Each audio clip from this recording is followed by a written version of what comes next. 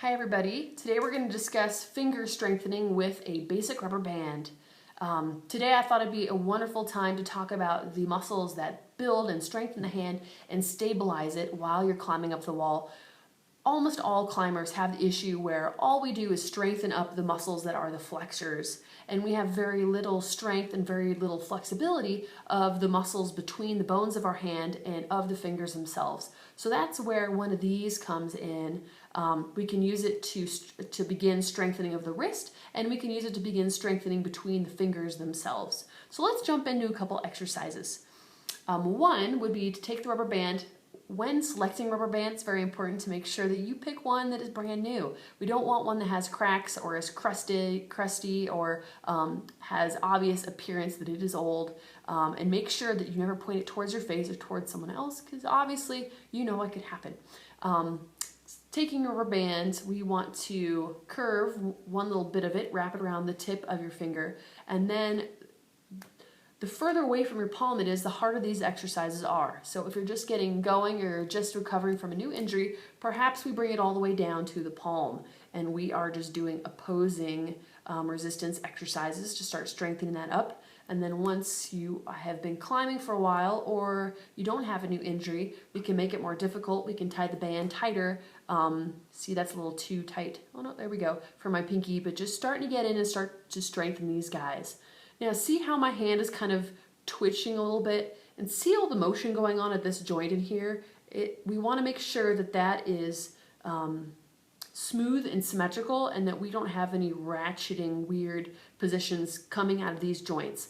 So just because you're flexible enough to go into all these different positions that are abnormal doesn't mean you should. So training in correct motor patterns as we do our exercises is very, very important. So if your thumb, like mine, likes to hyperextend, or you have trouble controlling a certain joint, now is the perfect time to watch that and work on it, and maybe even feel it as you're doing your exercise to train that joint to move normally. So that is an opposition of thumb and pinky finger.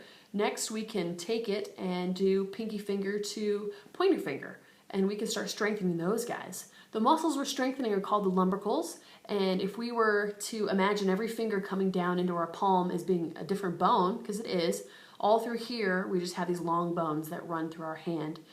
Between the long bones we have these muscles between them called lumbricals. Their job is to stabilize and hold those bones together. So not only are we strengthening the lumbricals, but we're also strengthening all of the muscles of the whole hand while we do these exercises.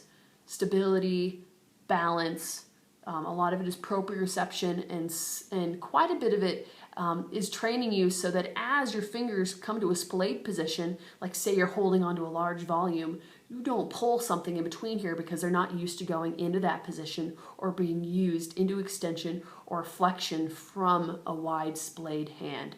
So with warming up with climbing, make sure if you're someone that tends to get twinges in your hand or feel like a tweak or a little dagger or something hot or sharp in your hand when you're doing wide-handed motions, this is definitely something for you to consider and to look into. Now we can move on to our fingers themselves. So see how I take the band, I take all the tension out of it by wrapping it around my fingers. That's perfect for a larger band. And then we're just going to get in and we're going to start strengthening those fingers. And learning how to control your fingers is very important.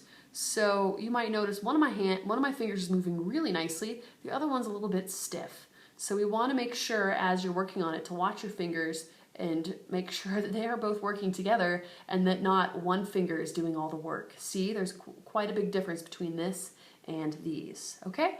And then we can, so we've worked thumb and pinky finger, we've worked thumb and ring finger, we definitely want to do thumb and pointer finger, working into extension, and then also you can hold the thumb and we can relax the thumb and we can work between the fingers themselves, all of the fingers all the way down, okay? It's very important to be able to control these small muscles, and in the beginning it may feel strange, or you may not be able to control a specific muscle that you're working on. Have hope. If you haven't worked on these in the past, it may be something new for you, or it may be something that is going to take some time for you to be able to start communicating with your own body. It's called motor control. It's the brain telling the muscle how to work and the muscle responding by doing the motion we actually ask to happen. So as you get better at this, it's going to fold right into your climbing, and you're going to have better control of those fingers. You're going to have better strength of the hand and recruiting what muscles you're trying to recruit, and you're going to have less injuries because of that. So do both hands. Another thing we can work with the rubber band is we can go in and we can work just straight old finger extension. Pulling back with the fingers would be fantastic. And then we can also go in, if you don't have banding at home. If you don't, I recommend getting a stretchy band, like a big thick piece of physio banding. But a rubber band will work great. Just make sure, again, you don't point it at anyone, and keep in mind they can break at any time.